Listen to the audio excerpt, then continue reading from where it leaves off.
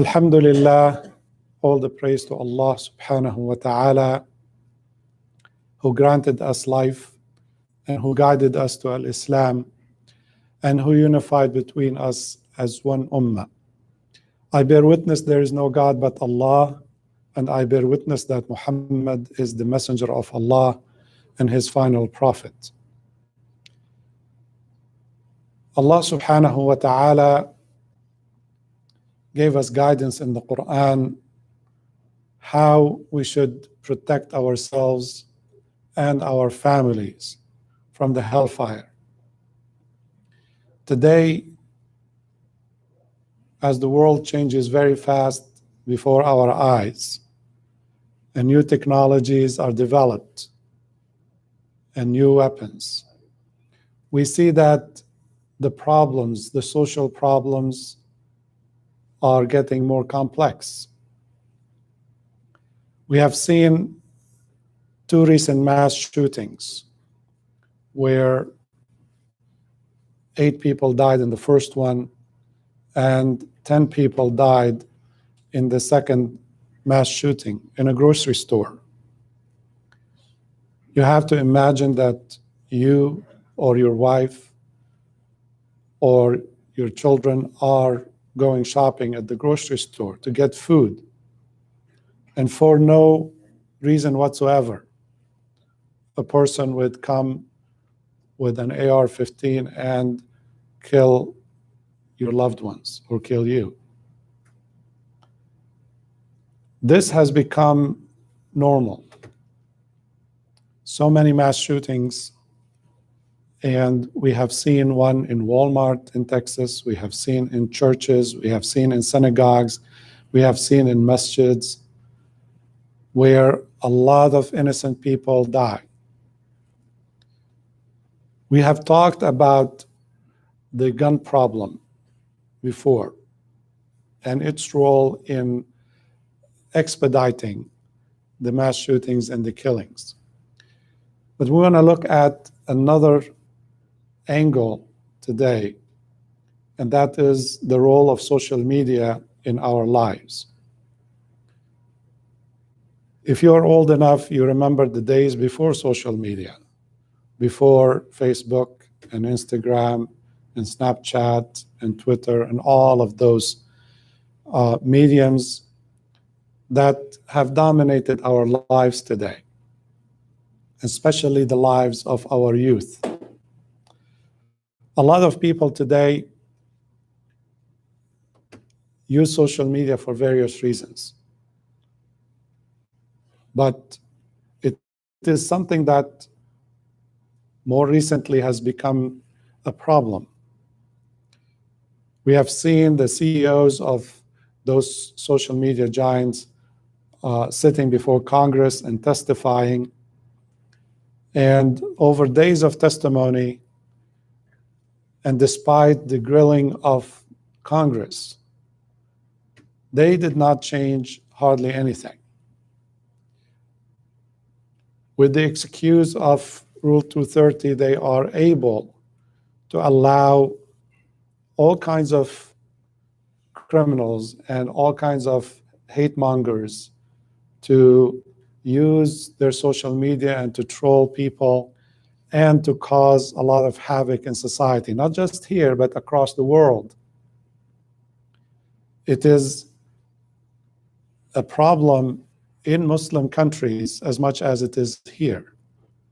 There are no restrictions in most Muslim countries today.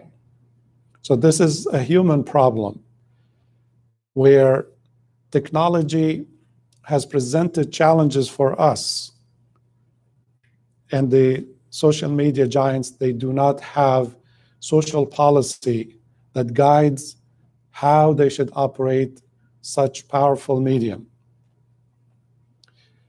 But Allah subhanahu wa ta'ala gave us clear guidance in the Quran, and He gave us those so that we can develop rules as new things happen, as new technologies come out. We need to address these issues. Allah subhanahu wa ta'ala said, يا أيها الذين آمنوا إن جاءكم فاسق بنبأ فتبينوا أن تصيبوا قوما بجهالة فتصبحوا على ما فعلتم نادمين. All who you believe, if a fasiq comes to you with news, then verify it, so that you would not cause harm to people based on ignorant assumptions. Who is the fasiq? It is any person or any medium that delivers to you unverified information. And in that respect, social media is clearly a fasiq, because who knows the authenticity of anything you read in social media, anything you watch? Every day we hear lies and more lies and more, fake videos and fake information. Take, for example, over the past year, the fake information against vaccines, which made millions of people resist even till today to be vaccinated. Hundreds of millions of people around the world to believe that this is hoax until they got infected and many died. So many people listened to fake information about the effectiveness of vaccines or the purpose of them to control you and so on and so forth, going against science, going against logic, despite the facts in front of us, the number of people getting infected, the people who died, some are relatives. There are many people in this masjid who lost loved ones. So it's not a fake, it's not a joke. But social media was a very powerful tool in spreading lies, in fake information, to the point that so many people are confused. And that's why we call it a fasiq. And Allah said, if a fasiq comes to you with news, then verify it. Verify whatever people share with you on their social media. Do not take it for granted and say, yeah, I seen it, I read that. So-and-so is expert and said this. Everybody is entitled to their opinions, but there are facts and there's fiction. There is consensus of scientists and scholars, and then there is fiction or individual opinions. Who could be wrong? It's amazing in the 21st century, when information is so readily available, that we are so confused and so divided. And the main cause of that is what you hear on your social media is different from what I hear on my social media, different than what she or he hears on their social media. Depends on your group and your friends and what you like.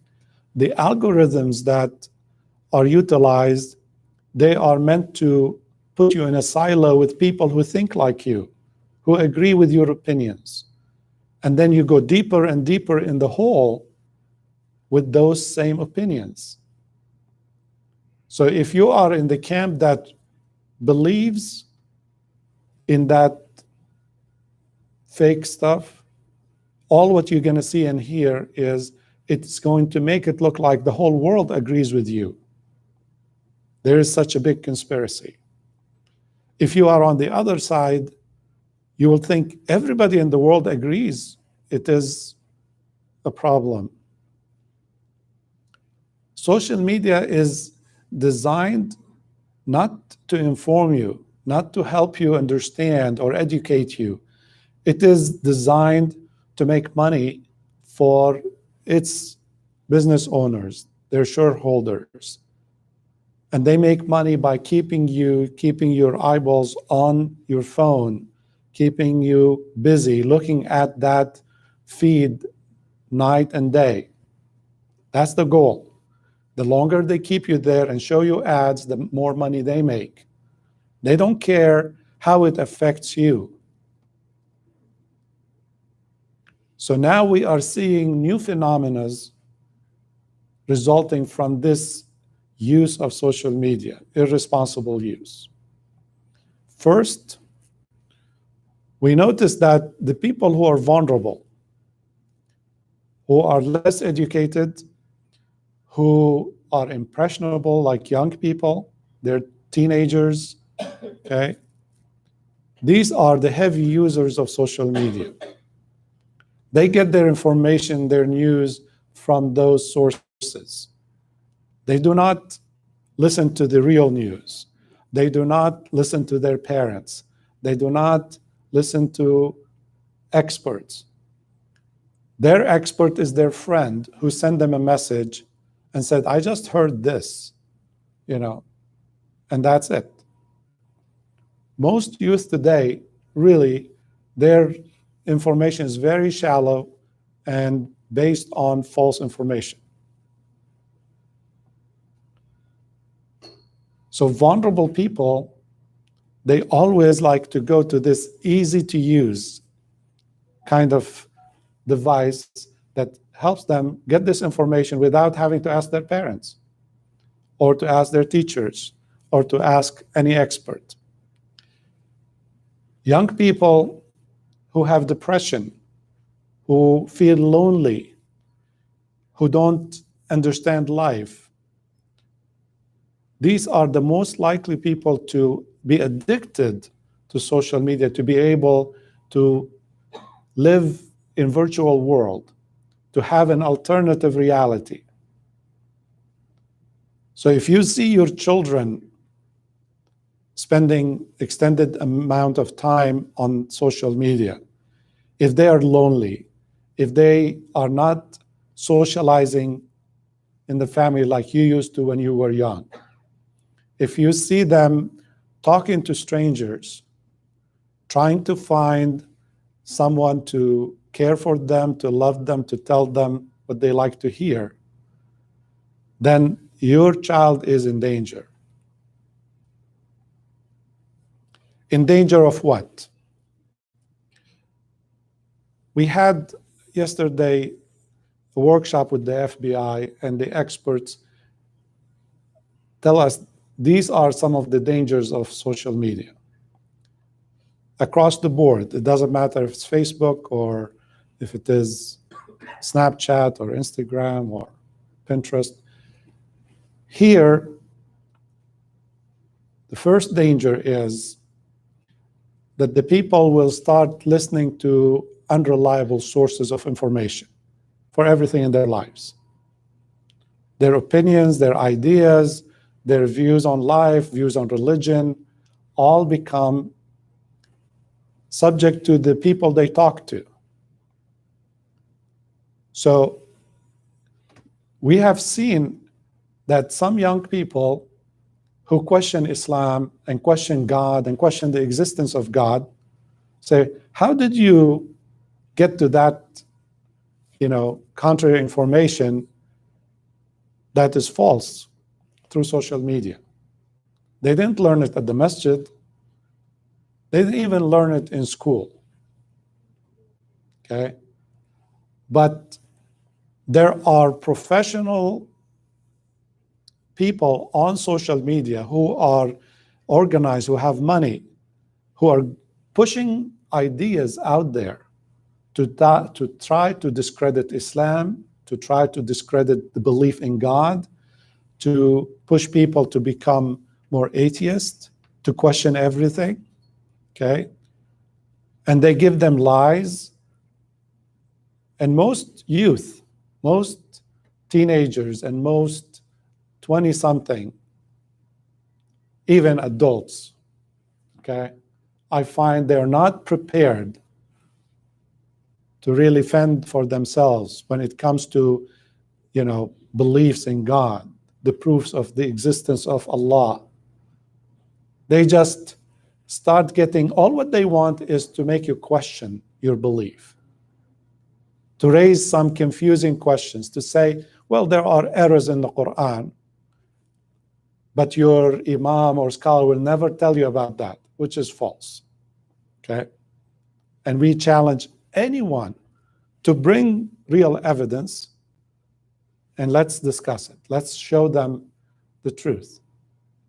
But if you are young and you're not expert in the Quran, you're not a scholar, and you don't speak Arabic, and you can't really even interpret what you're reading, it's going to create doubt in your heart. And that doubt, once they catch you having doubt and asking more questions, they give you more and more doubts. And that's all what they need, that you start doubting. You don't have evidence against Islam, evidence against the proof of the existence of Allah, but you have doubts. If you go to a scholar, he will clear this doubt in no time. But they tell you don't do that because they're going to brainwash you, while they are the ones who are doing the brainwashing. We see professional groups, extremist groups, and terrorist groups online. They cannot come to the masjid, to any masjid, and stand on a pulpit and they tell people, you should do this, you should blow up this, you should kill people randomly. No one will accept that. No masjid, no organization will accept that. But online, they say, your imams and all of these are all traitors. They're all, violating Islam. You should do this. You should hate these people. You should kill these people if you can. It's a religious duty. And they take you slowly. And again, we see young people being radicalized online, believing nonsense that goes completely against the Quran and the teachings of the Prophet Muhammad sallallahu alaihi wasallam. Okay. Allah subhanahu wa ta'ala clearly said, من أجل ذلك كتبنا على بني إسرائيل أنه من قتل نفسا بغير نفس أو فساد في الأرض فكأنما قتل الناس جميعا ومن أحياها فكأنما أحيا الناس جميعا. When he mentioned nafs here, whoever kills a person, he didn't say Muslim, he didn't say Christian, Jew, atheist, any person, any innocent person that you kill, it is as if you killed all of humanity. It's genocide in the sight of Allah. Allah did not give anyone the right to kill. The exceptions in the ayah are for the government to punish murderers. نفسا بغير نفس أو فساد في الأرض, or terrorists who are committing atrocities and terrorizing the people. That's the job of a government, to put those people on trial, and if they find them deserving of being executed, that's their business. But it's not the job of a young person to judge an entire society as these are all kuffar, all these people deserve to die, and they go buy a weapon, go to a grocery store and kill people, go to a church, kill people. So this radicalization is taking place. Thousands of young people went from Europe and the United States and North Africa, went to Syria, they fought with ISIS. They were all recruited online. And their families were surprised, were shocked. How could you reach to someone in our bedroom? My kid never left their bedroom. They don't need to. Now they can reach them wherever they are, while they're on their bed looking on their phone in the middle of the night, while you are asleep. You may lock the door, you may keep your family safe, quote unquote, but in reality they're not. You gave them the access to the world. You pay for their phone. You pay for their internet service. And social media offer them this free outlet and window to the world. So other extremists do that. Other dangers is sexual exploitation. We have seen so many young men and women get caught in sexual exploitation. There are sexual predators out there, men in their 40s and 50s who pretend to be 14-year-olds, 15-year-olds. They talk to your daughter. They talk to your son. They bring them out. They ask them to take nude pictures of themselves. They groom them online. And slowly but surely, they know their psychology, that these kids need someone to tell them they love them. They are pretty. They are the most beautiful. And capture them. And slowly but surely, they get them to start taking off their clothes. They want one picture for them showing some of their private parts. Then they start putting pressure on them. If you're not going to do this or that, if you're not going to pay money, or if you're not going to, I'm going to share this picture with your parents, with your family, with your friends, with the whole world. Your child becomes trapped. They feel imprisoned. This person controls them from a distance. This person might be in another country, but they're all over social media. Social media is the place for these shayateen to play for free. And it's even hard for law enforcement to find them, to catch them, to stop them. There are millions of them. You may not find any value. It doesn't make you any money to have an account and to use social media. But for these people, to trick young people to do that, it makes money. It's porn. They sell that porn and they make money, a lot of money. And many, many children commit suicide because they're trapped. They don't know who to go to. They threaten them. If you call the police, or if you talk to your parents, or you tell anyone, I'm going to destroy you. In the process, they destroy them. They make them kill themselves. Cyberbullying, where a friend in school may ask your daughter, can you share a picture? I'm your boyfriend. I love you. I like to see you, da, da, da, da. And then what? They share it with the whole school. And now they destroy your daughter. And they do it to sons too. So these groups, these are gangs, criminals online. They're professionals. Your kid is not. Your kid innocently puts all of his or her information. They put their real picture, their real name, their real address, their real phone number, their real date of birth, everything. But the criminal might be their father or grandfather's age, a sexual predator that came out of prison. The FBI showed us pictures of 12-year-olds, 13-year-olds who were kidnapped, who were killed, dismembered. And you may say, this doesn't happen to me, to my kid. It happens to everybody. If your kids have social media, it's happening to them.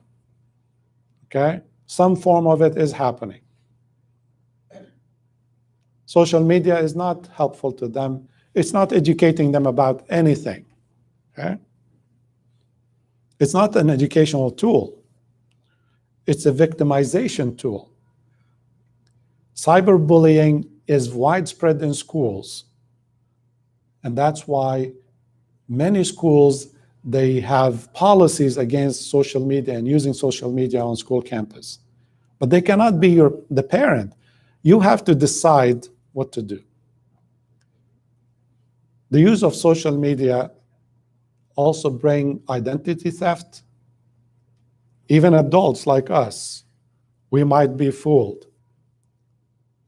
Many times people created accounts in my name, took my image and my information from my social media account and created an identical account and contacted my family members. How would you know the difference? It happened to other imams, and family members paid money, transferred money. I'm at an airport, I'm in Dubai, I'm in Cairo, I need money, I lost my wallet, and your family members trust you, they send you the money, and you are the last to know that somebody has just took tens of thousands of dollars from your family, who are all in good conscience trying to help you. This is a problem. Identity theft, a lot of people put information about themselves. You just look at their social media account, you know everything in their lives. And you know their family members and their whole connection around the world. You all know that this is happening. And I want to ask you, what is really the value of that? What do you really get out of it? Is it worth it? When your kids put their private information on the internet, it's for the rest of their lives. It can destroy their careers, their futures, their admission to good schools, medical schools, law schools, to get a good job. Everything could be ruined with this. What most kids use social media to do is to criticize one another, to backbite against each other, to call each other names, to gossip. And Allah subhanahu wa ta'ala, He said, يَا أَيُّهَا الَّذِينَ آمَنُوا لَا يَسْخَرْ قَوْمٌ مِّن قَوْمٍ عَسَىٰ أَن يَكُونُوا خَيْرًا مِّنْهُمْ وَلَا نِسَاءٌ مِّن نِّسَاءٍ عَسَىٰ أَن يَكُنَّ خَيْرًا مِّنْهُنَّ وَلَا تَلْمِزُوا أَنفُسَكُمْ وَلَا تَنَابَزُوا بِالْأَلْقَابِ بِئْسَ الاسم الفسوق بعد الإيمان وَمَنْ لَمْ يَتُبْ فَأُولَٰئِكَ هُمُ الظَّالِمُونَ. So we were forbidden from calling each other nicknames, from backbiting one another, from, belittling other people, this culture, that culture. Sometimes you share a funny video, but really, what are you doing? You are mocking a group of people, other Muslims. Allah subhanahu wa ta'ala said, يَا أَيُّهَا الَّذِينَ آمَنُوا اجْتَنِبُوا كَثِيرًا مِّنَ الظَّنِّ إِنَّ بَعْضَ الظَّنِّ إِثْمٌ وَلَا تَجَسَّسُوا وَلَا يَغْتَبْ بَعْضُكُمْ بَعْضًا أَيُحِبُّ أَحَدُكُمْ أَن يَأْكُلَ لَحْمَ أَخِيهِ مَيْتًا فَكَرِهْتُمُوهُ. We read these ayat and we think they are talking about something else. No, they're talking about what we are doing every day on our social media accounts. We are participating in ghiba, in namima, in transmitting fake information and fake news. So we have a responsibility to protect ourselves and our children from this fire that's is burning people in this dunya and is going to burn people in the hereafter. If we are surprised by a person who comes from a Muslim family going out and shooting 10 people, we shouldn't be surprised, because for every one person who acts on it, there are thousands who have been brainwashed to think the same way, but they haven't acted yet. They're time bombs. All these young people, these Christian young people who went to churches and to stores and cinemas and synagogues, all the same way. It affects young people the same way. It doesn't matter what their religion is. It matters as long as they can get more violence to happen. There are companies and people who are going to benefit financially from this chaos. So my brothers and sisters, inshallah, we'll do workshops in the future, maybe after Ramadan, about the dangers of social media, and how you as a parent, how you as a youth can, properly use it. My sincere advice, cut it off. It's the best and easiest solution. Just shut it down and cut it off. You don't need it. Humanity lived without it for thousands of years, and this is not contributing in any meaningful way to our life. It is destroying people's lives. If you're going to use it, remember, it's a gun, it's a knife, it's a weapon. You have to use it with extreme care.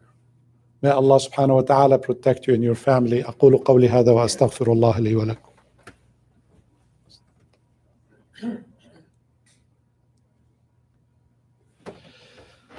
الحمد لله حمدا كثيرا كما أمر والصلاة والسلام على خير البشر سيدنا ونبينا محمد صلى الله عليه وسلم. If you calculate the time that you or your child spend on social media every day, looking at that screen,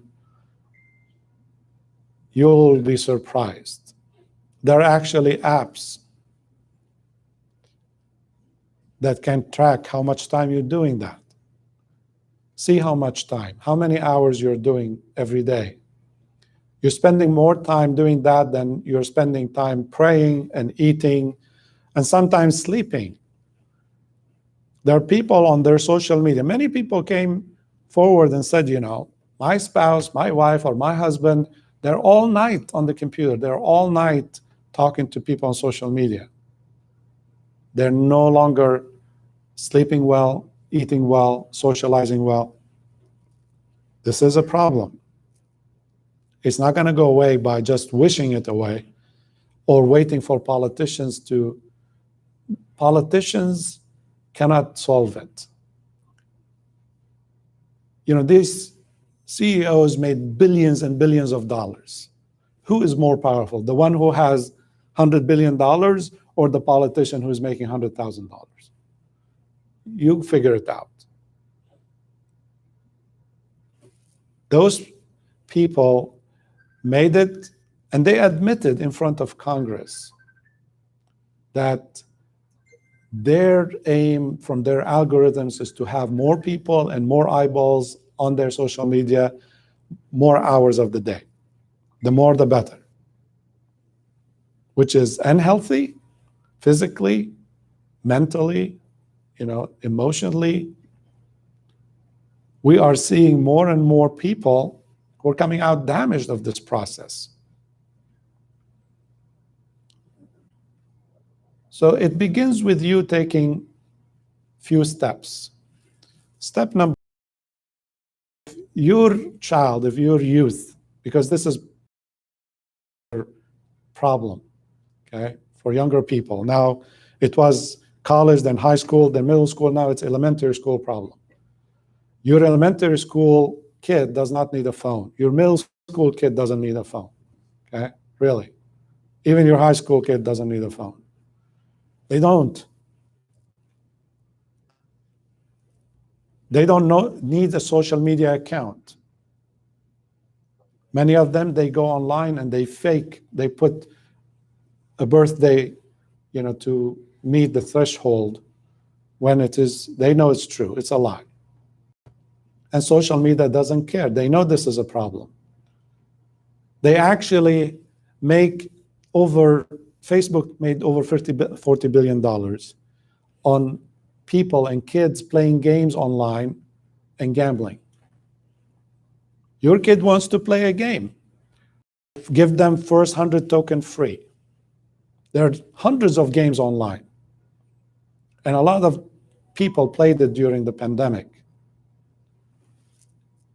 After those 100 tokens are gone, they say, if you want another 100, now they got them hooked, addicted to the game. You have to pay for it. You can use your parent credit card. The kid goes and put the credit card of the parent, and then they start getting charged hundreds and hundreds and thousands of dollars. When they get the bills, like, what happened? The company said, you signed in there the agreement. It wasn't me, it was the kid. It's not our problem. Go find a strong lawyer to fight for you. Actually, there are class action lawsuits against these companies, and they're going nowhere. When companies made billions of dollars, they'll pay top lawyers to fight and to blame the parents. It's your fault. People were bankrupt. People lost their homes because it all started with their child going playing games online. And you thought innocently, they're offering you free game. There is nothing free. You are the free. No one is going to spend years building a game to give it to you for free, to enjoy it. You figure it out. You're not going to build a big house and give it for free to someone to live in it. They are not there for charity. They are there to get your kids addicted to gaming. And it's worse than gambling. So, because we're running out of time, I want to summarize it like this. There is a pandemic with the coronavirus, and there is an ongoing pandemic with social media and the problems that it generates, okay? So, like you protect yourself and your family with masks and social distancing and so on and so forth, you need to take those steps in your home with your kids. If you're going to give your kid a phone or a computer or a tablet, you have the full right to look at everything they do. If they're going to send a picture to someone else, don't you have the right to see that picture? If they're going to write something, don't you have the right as a parent to know what they're writing? The stranger can and you cannot. Doesn't make sense. And you are the one who's paying for it. Put the rules down. And best is not to go there. Don't let them go there. It's not good for them in any way. They're not ready for it. Even adults are not ready. I know 50, 60-year-olds who are in the same boat. They are suffering the same addictions on social media. It's destroying their marriages. So we have to. We're coming up on Ramadan. And so many people will spend more time on social media than in Ramadan praying and doing dhikr and reading Quran and studying and improving their spirituality. So you have to take action. If you're going to fast this year, include in the fast from social media. Okay? Try it. Turn off the TV and turn off the social media and focus on your ibadah to Allah subhanahu wa ta'ala. May Allah subhanahu wa ta'ala protect you and your family and your children. And may Allah subhanahu wa ta'ala guide us to learn the Quran